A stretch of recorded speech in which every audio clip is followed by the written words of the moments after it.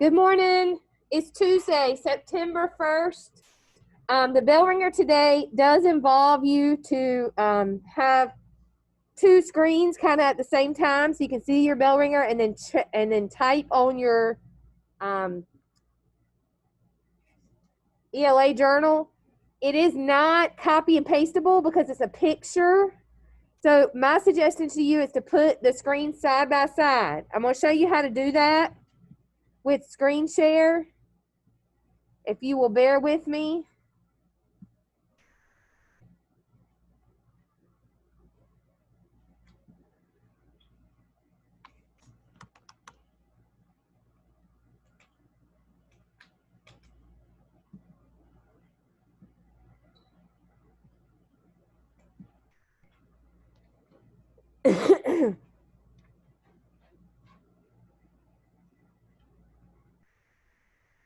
I'm going to show you how to do it on screen share. Then while you're working on that, I'm going to check the roll. Today's assignment is Tuesday, September 1st. Let me get this open. Okay. All right, here we go. Everybody watching? This is what I recommend. So you have this bell ringer, and then I'm going to use Julianne's journal. Here's Julianne's journal, okay? So I'm going to take your bell ringer and I'm going to pull it down. So I'm pushing down and I'm going to pull it down so that it makes it a new window, okay? Then I'm going to use these arrows to make it smaller so it can go all the way to the right of my screen, okay?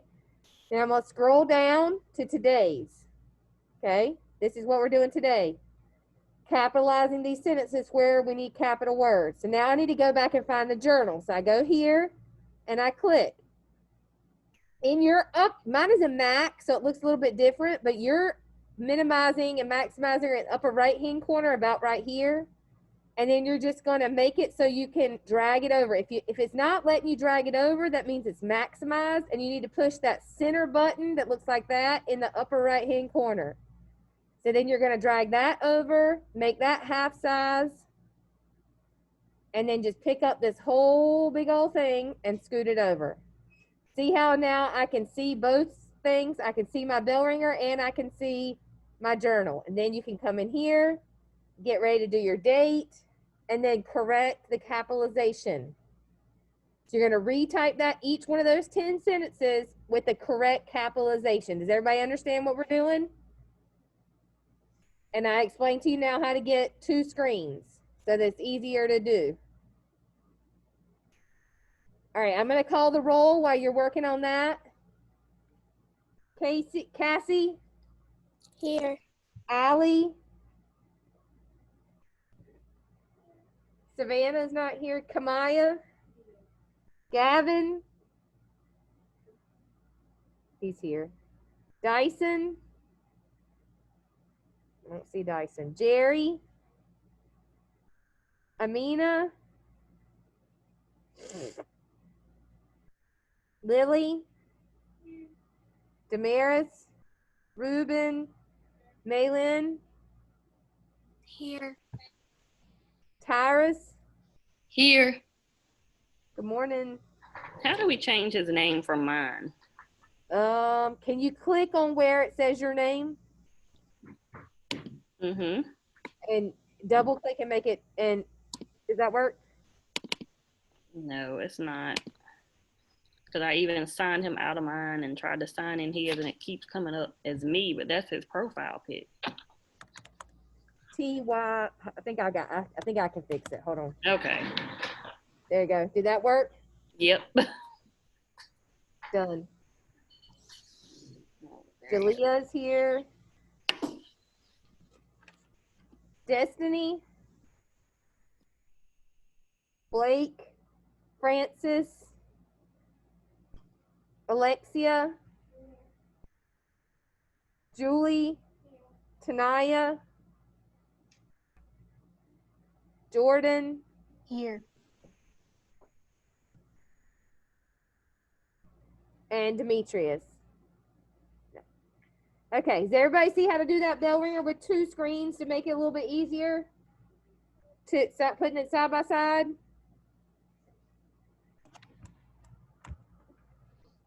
Yes. You need help? Okay.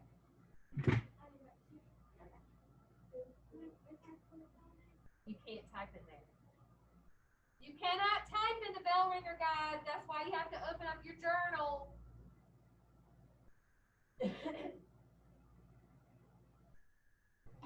Where's your journal? You don't even have it open. You have to open up your journal. That's where you type. Every day you type in your journal, not in the document I gave you. Open up your journal, and then this will be on this side.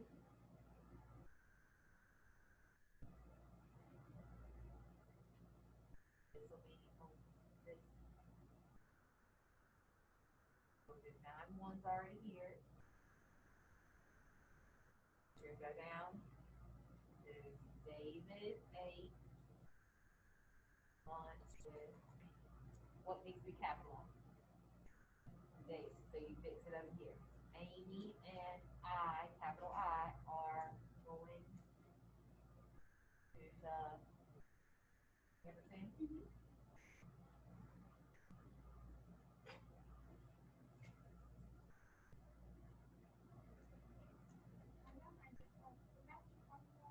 So you only have one thing. You have to have two things. Then you have to see how I pushed it down and dragged it. You have to push down and drag it up, and that makes it a separate thing.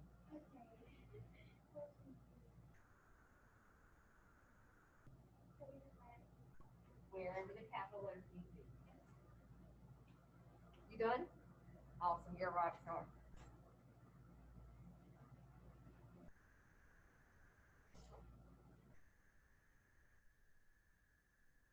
So now we need it to be at the top. And every day you put the newest at the top. Today's date.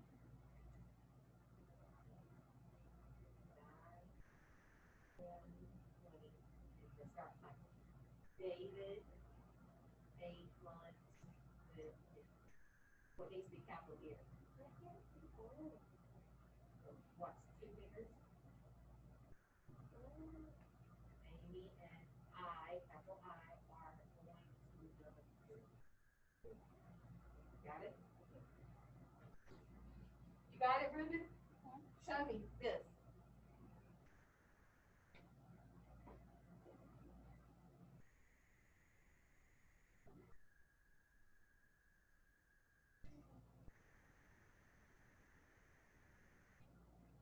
You have to drag it. Yeah, when I pick it up, it lets you move it.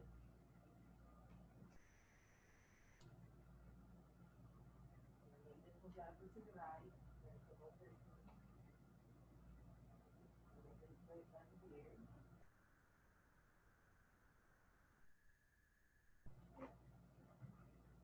Go down to stage. Take this over here.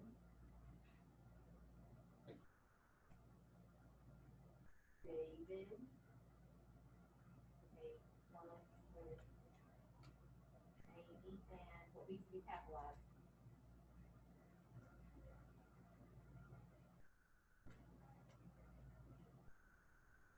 My dog's name is that need to be capitalized? It's the name. Do the rest.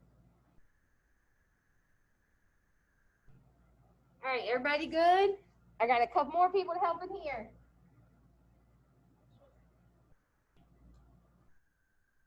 When I did it up on the screen, you guys didn't watch. Pick up this right here. You don't even have the assignment for today. What is this? You don't even have today's assignment. Let's rock and roll. You had 30 minutes to open today's assignment. You know what I'm saying? You know what I'm saying? Pick it up and drag it down. See how I did that?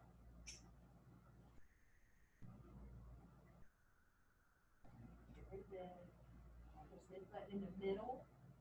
Makes it so I can change it. See how I can adjust it now. Then open up today's. bell ringer. I'll put this one, push the button in the center to adjust it. See how you get the double arrows, move it over. This is the one we're looking at. This is the trouble. And then this is the one we're typing. This is yours. 2 fingers. Make sure you move it around. Alright, now we're over here. Your ELA journal 9/1/20. Number 1. What do you need to capitalize? Okay, type David A. Munchkin. What needs to be capitalized? Type Amy and I are going to the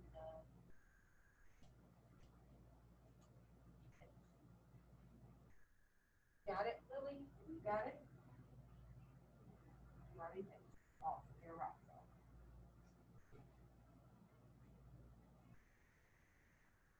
All right, I got a couple more people still working. I'm trying to help people figure out that double screen thing here. And we're going to get started and go over why, what words need to be capitalized.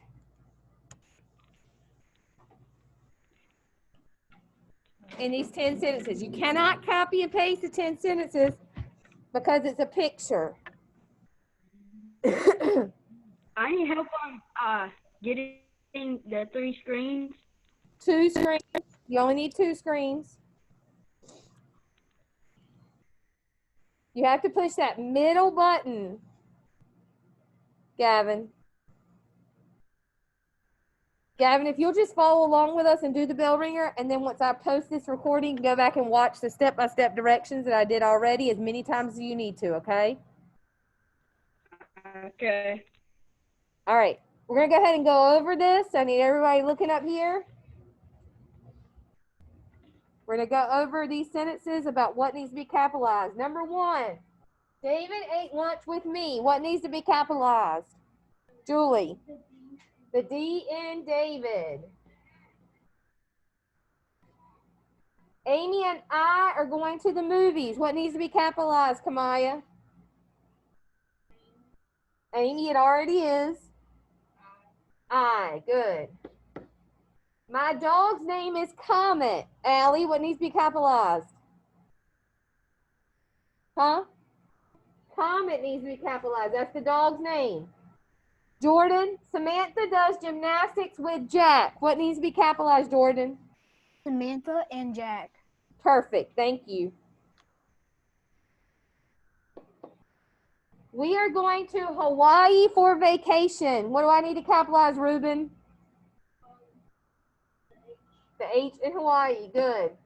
Tomorrow, I'm having a party. The I. Good. Where is the bathroom? What do I need to capitalize, Alexia? The W and where. Good. My birthday is in December. Lily. What needs to be capitalized?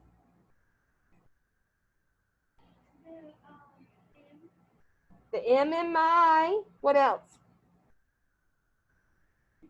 The D in December. Good.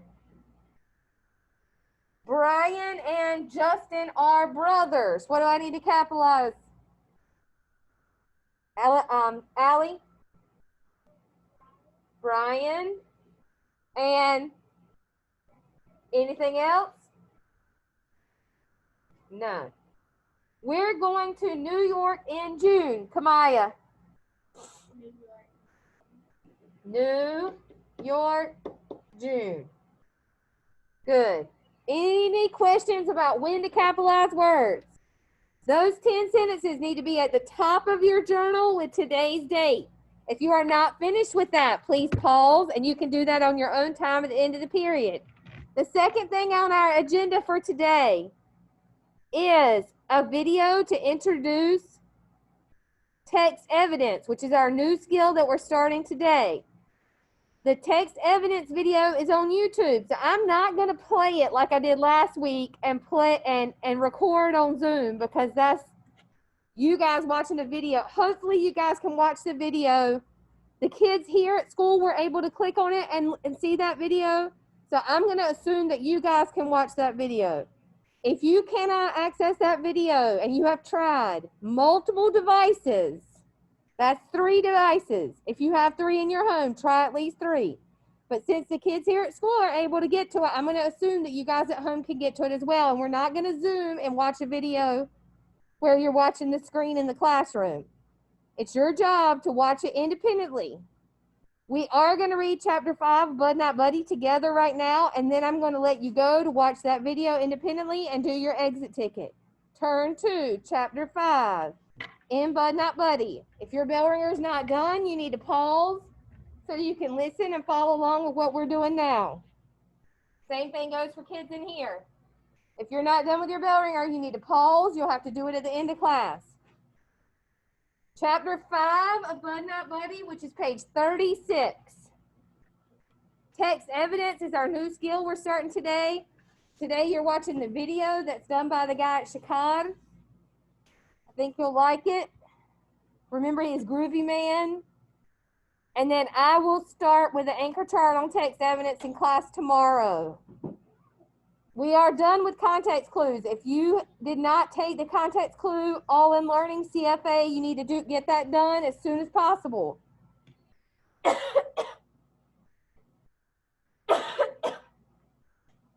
Chapter 5. Being on the lam was a whole lot of fun for about 5 minutes. Every time my heart beat, I could feel the blood pushing hot and hard on the inside of my sting spots and the bite on my hand, but I couldn't let that slow me down. I had to get out of this neighborhood as quick as I could. I knew a nervous-looking, stung-up kid with blood dripping from a fish head bite and carrying an old raggedy suitcase didn't look like he belonged around here. The only hope I had was the North Side Library. If I got there, maybe Miss Hill would be able to help me. Maybe she'd understand and would be able to tell me what to do. And for now, I could sneak into the library's basement to sleep. It was a lot later than I'd ever been up before, and I was kind of scared of the cops catching me. I had to be real careful, even if it was the middle of the night, even if I was... Why is it the middle of the night? What's he been doing that night? He was what? Okay, what happened earlier that night? He was trying to get revenge, all that stuff with the Amoses, with the fight with Todd, with the shed, all that happened that same night. So he's walked now and he's planning to sneak in the library to the basement to sleep. Crouching down, sneaking along the street like Pretty Boy Floyd. At the library, I walked past a row of giant Christmas trees that were planted on the side of the building. There was a door on the side, with a light burning above it, so I kept walking in the shadows made by the big trees. When I got to the back windows, I almost busted out crying. Somebody had gone and put big metal bars on the windows. Even though I knew it was useless, I tried tugging at the bars, but they were the real McCoy, solid steel. I headed back to the Christmas trees. They were low enough to the ground that no one could see me unless they were really looking, so I started opening my suitcase. Most folks don't have sense enough to carry a blanket around with them, but you never know when you might be sleeping under a Christmas tree at the library, so I always keep mine handy. I untied the strange knots that the Amoses had put in with twine and opened the suitcase. I could tell right away that someone had been fumbling through my things. First off, whenever I put the blanket in, I always fold it so that it stops all the other things from banging up against each other. But those doggone Amoses had just stuffed it in without paying no mind to what it was mashing up against. I lifted the blanket out and saw that everything else was still there. You might be able to say that the Amoses were some mean old nosy folks, but you couldn't call them thieves. I picked up the old tobacco bag that I kept my rocks in. I could tell by the way the drawstring was pulled that the Amoses had been poking through this too. I jiggled it up and down in my hand a couple of times, and it felt like none of the rocks was missing, but I opened it to count them anyway. None of them was gone. Next, I pulled Mama's picture out of the envelope I kept it in and held it so the light from the library's side door would shine down on it. It looked like the Amoses hadn't heard it. This was the only picture of Mama in the world. Running across the top of it was a sign that was writ on a long, skinny flag. It said, Boys and girls, follow the gentle light through the misbegotten Moon Park. Underneath the sign, between two big wagon wheels, was Mama. She was about as old as I am now and was looking down and frowning. I can't understand why she was so unhappy. This park looked like the kind of place where you could have a lot of fun. In the picture, Mama was sitting on a real live little midget horse.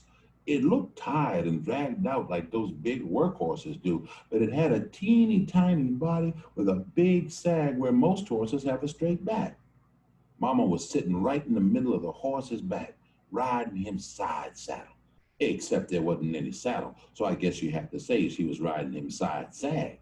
She had two six-shooter pistols in her hands, and the way her face looked, you could tell she wished she could have emptied them on somebody. And I know who that somebody was. Mama told me it was her father, my granddad. He'd gone and ruined everybody's fun that day by getting in a big fight with my mother about the gigantic white 25-gallon Texas cowboy hat that she was wearing. Mama used to tell me, that hard-headed man insisted, mind you, that I wear that horrible hat. The hat was almost as big as Mama, and you could see it was fake because as tall as it was, no real cowboy could have worn it without getting it knocked off his head every time he rode under a tree or some telegraph wires. Mama told me that some man used to drag the midget horse all through her neighborhood with a camera, and if your mama or daddy signed a piece of paper, he'd take some pictures of you, then come back in a couple of weeks so you could buy them. Mama wasn't looking like she had rocks in her jaw because the hat was so fake that a real cowboy would have laughed you out of town for wearing it. She was mad because the hat was so dirty. When she used to tell me about it, her eyes would get big and burning, like the whole thing happened the day before yesterday instead of all those years ago. She'd start moving around our apartment real quick, picking things up and putting them back in the exact same spot. Filth, she'd say about the hat. Absolute filth. Why, the thing was positively alive with germs. Who knows what type of people had worn it? I'd say, I don't know, Mama. She'd say, who knows how many years it had been worn by who knows how many sweaty little heads? I'd say, I don't know, Mama. She'd say, the entire band on the inside was black, and I'm sure it was crawling with ringworm, lice, and tetters. I'd say, yes, Mama. What are ringworm, lice, and tetters?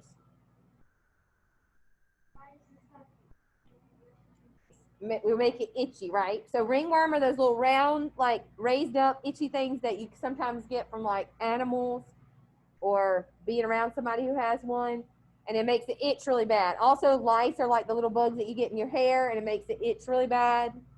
So she was worried that this hat that was being traveled around from person to person when she was getting her picture taken was going to give her lice or ring, right. She was going to get something from it that was going to make her head germy and itch. Does that make sense? So the word of the day is ringworm. Ooh. Don't do the exit ticket right now while we're talking. Do it at the end of class. Damaris. Don't do it right now. We're getting ready to talk about this whole commercial that Christopher Paul Curtis included about what? Mama and this whole picture thing, because he's taking that right out of the story. We're no longer, but Bud was laying under a Christmas tree trying to sleep, but we've taken this whole like 3 pages to talk about this story. So be thinking about why, because we're getting ready to talk about it. She'd say, and that hard little photographer didn't care. Do you imagine it ever occurred to him to watch it? I'd say, no, Mama. She'd say, of course not. We meant less to him than that horse he mistreated so. I'd say, yes, Mama. She'd say, but your grandfather insisted. To this day, I cannot understand why. But he insisted. I'd say, yes, Mama. We had that conversation a lot of times. Me and Mama having the same conversation lots of times is one of the main things I can remember about her now. Maybe that's because when she tell me these things. All right. What was the first story within the story that Christopher Paul Curtis did that we talked about?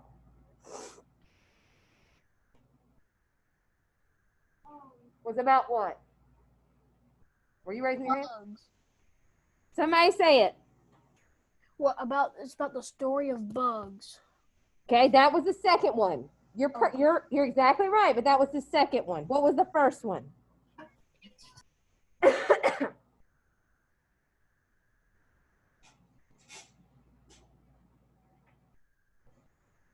bugs was the second one.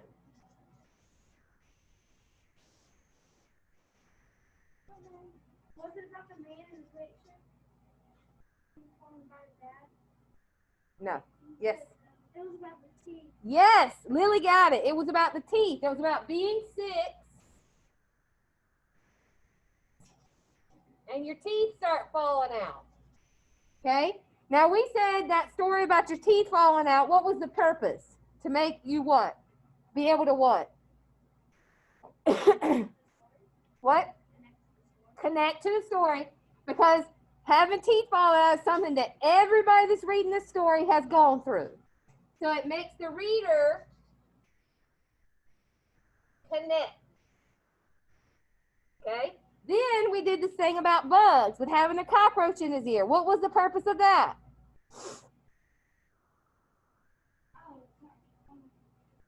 It was to introduce Bugs as a character who's going to come later. So it introduced us to Bugs.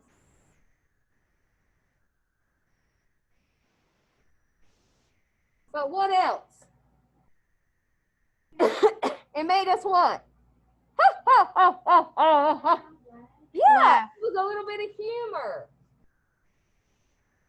A little bit of comic relief in a tense situation. Why was the situation tense? Because he was what? And scared to death. Remember we talked about somebody might make a joke when you're really scared? Same reason. All right, now we're going to add here. What was the commercial about today? The little story within the story. It was about Mama getting her...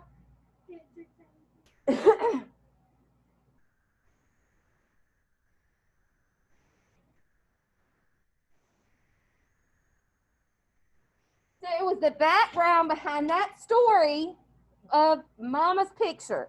He carries one picture of his mama, and she is about his age. It's the only picture that he has of her. He just took, Christopher Paul Curtis, just took like 3 pages to explain to us the circumstances surrounding that picture. What does that do for us as a reader? It builds what? Somebody unmute and tell me.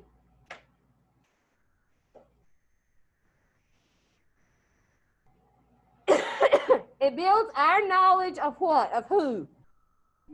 Yes, exactly. It gives us knowledge about his mother. It builds that character.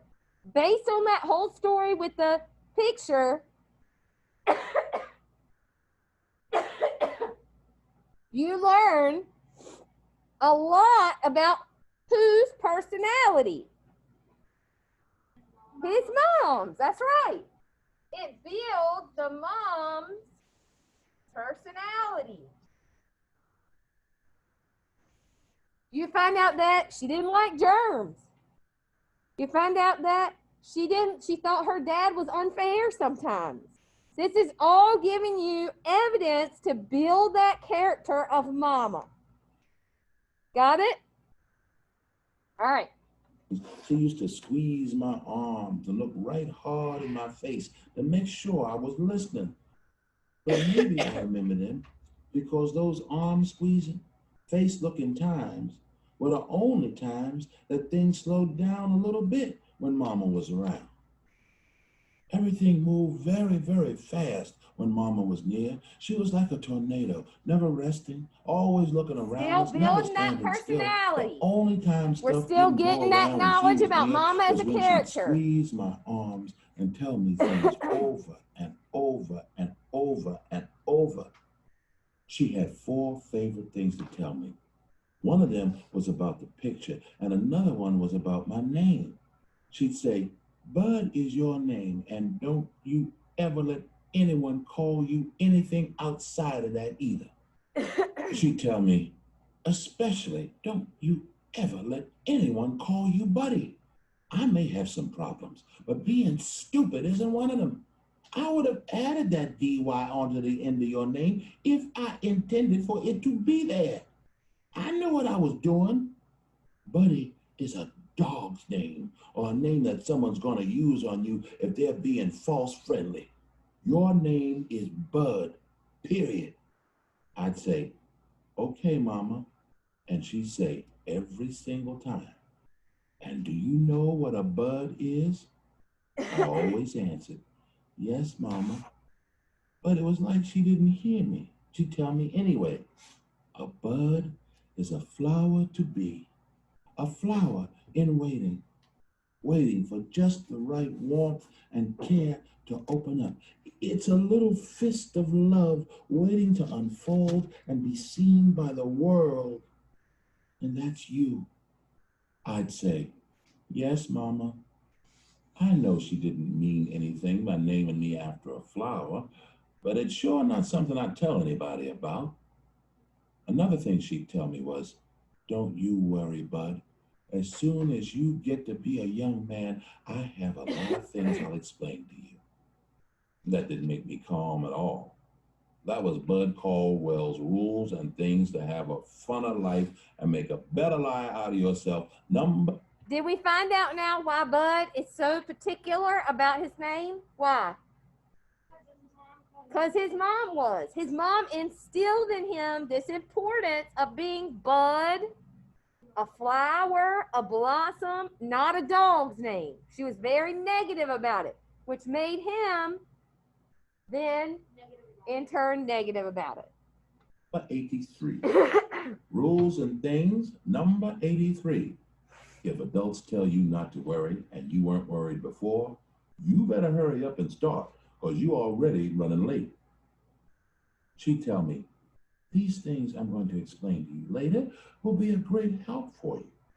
Then Mom would look hard in my face, grab a hold of my arms real tight and say, and Bud, I want you always to remember, no matter how bad things look to you, no matter how dark the night, when one door closes, don't worry, because another door opens.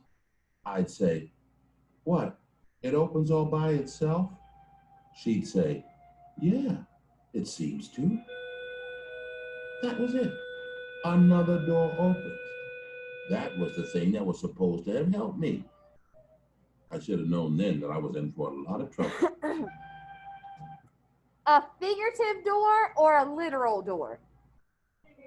Figurative, right, like an opportunity. Good.